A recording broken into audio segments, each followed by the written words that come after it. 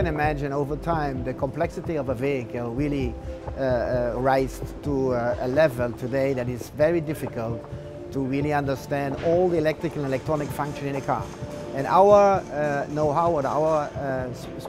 key expertise is to optimize the system, that means the electrical and electronic system in the car, to have the most reliable, most safe function, to have the best cost and weight compromise for all the requirements in the car. Just to give you a number, that, let's say 50 years ago we had only about 75 wires and 50 connectors in the cars. Today we have about 300 connectors and 1,200 wires on average in the car. So the complexity is even further, the complexity is even getting more difficult in the future, because we have more data coming in the car, and we have also more data in the car, because the transmission of those data is getting faster, and we need to adapt our system to be able to manage all that complexity.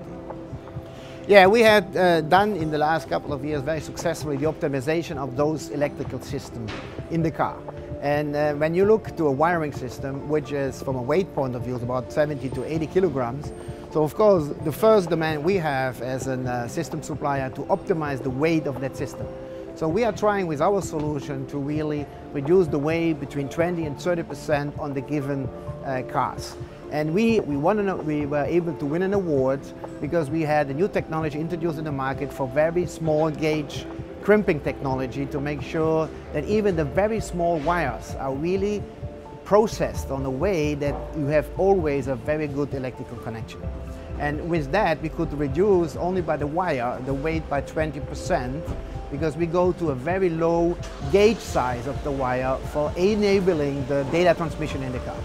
And also what is fascinating for me is to bring all that complexity in the car and still be able, yes, to have a very reliable system inside of the car.